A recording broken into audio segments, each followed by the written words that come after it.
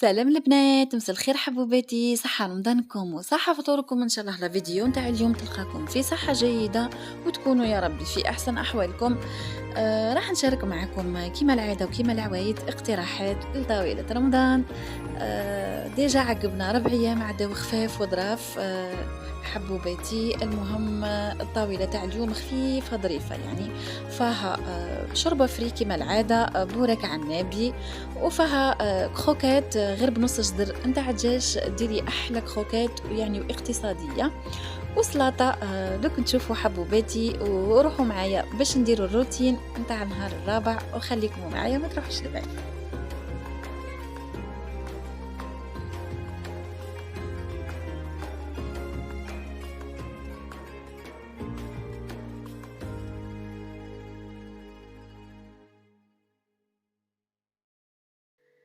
نبدا بالوصفه نتاع الكروكيت، واللي قلت لكم غير بنص نتاع دجاج راح تجيكم يعني زاكيه ما شاء الله. نص صدر نتاع دجاج اكيد تجيبي الاشواخ تاعك، راح نرحيو كل شيء في بعضاه.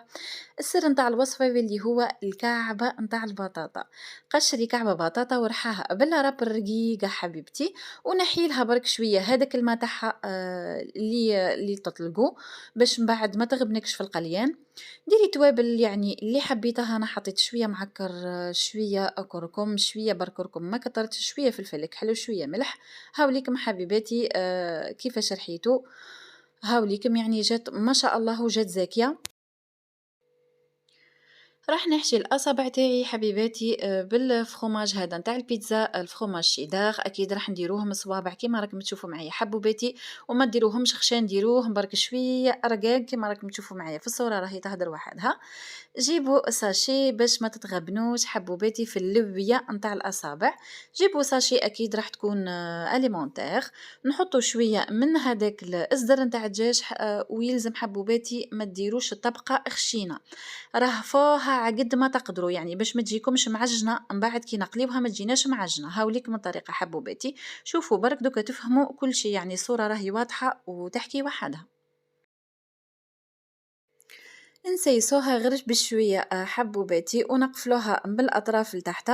سيو بركه حبوباتي انكم جناب برك تقفلوهم مليح باش من بعد ما يخرج لكمش الفرماج في القليان. هاوليكم الاصابع جاوني 10 اصابع جاوني ما شاء الله يعني وزكين.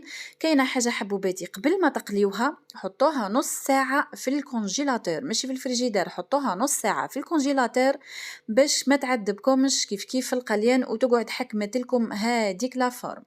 نبداو نرمدو لي كروكيت تاعنا حبوباتي، نحطوهم في الفرينه وبعدها في العظام، ونعاودو نرجعوها في الفرينه ونعاودو نديروها في العظام، واخر حاجه في لا شابلور حبوباتي، وبعدها نقليوها مباشره على الزيت. تكون يعني متوسطه النار، ويلزم تغمروها حبوباتي في الزيت يعني. يكتروا شويه زيت، تغمروها في الزيت يعني باش ما تكتروش عليها ياسر بالتقلاب. هاوليكم تقليبه منا جات مقرمشه ما شاء الله. بعد ما قلينا لي كروكيت وحطيتهم دو كوتي، للامانه انا قليتهم قبل المغرب حبوباتي بواحد الساعه ونص هكذاك، وصراحه قعدوا محافظين على هذيك التقرميشه الدقيقه الاخرى. نبداو في المرق اللي راح نرافقوا به لي كروكيت تاعنا، واللي هو كيما قلت لكم اقتصادي خلاه يعني ما فيه والو. بصله صغيره مع شويه سنه ولا زوز نتاع توم، شويه ملح، ما تكتروش الملح على خاطر المرق تاعنا راح نديرو فيه جنبو، مع سناريه، كعبه سناريه تكون شويه كبيره، قصيتها دوائر وقليوهم برك حبوباتي مع شويه زيت مليح وشويه نتاع زيتون. يعني بلا ما نقعدوا نعاودوا بلي الزيتون يلزم يتغلى في الماء مره ومرتين باش تنحلو هذيك الملوحيه. بعد ما تتقللنا برمتنا مليح والبصله تدبال، راح نمرقوا حبوباتي بشويه ماء، اكيد راح يكون دافي. دائما نقول لكم الماء تاعكم يلزم يكون دافي باش الطياب تاعكم يجيكم بنين. وانا درت نص كعبه جنبو، اللي ما يحبش الجنبو حبوباتي يدير الدجاج تاعو وهذا مكان. محبي البيتراف درت لكم سلطة بالبلاموس نتاع البيتراف ما سهلش منها وبنينة، يعني بلا ما نحكيو كيف على الفوائد نتاع البيتراف، يعني الفقر الدم، غنية بالالياف وميم طون بنينة. انا فورت البيتراف تاعي باش يكون صحي اكتر، فورته حبوباتي كعبة كبيرة نتاع بيتراف مع شوية معدنوس مع 3 والا 4 كعبات نتاع فرماج.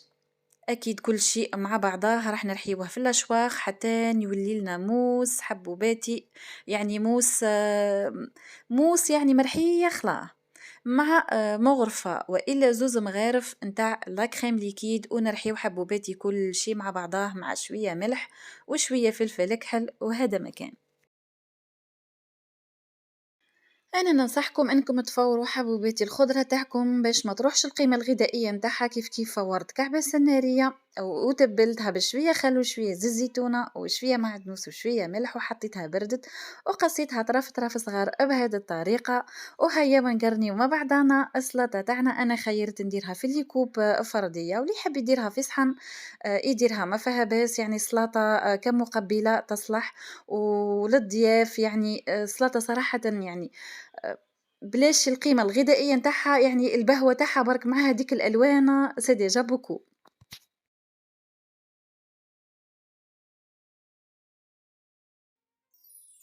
وصلت معاكم الاخر لا فيديو يا البنات، ان شاء الله نكون خفيفه عليكم وطليت عليكم بهذا لا فيديو الصغيرونه.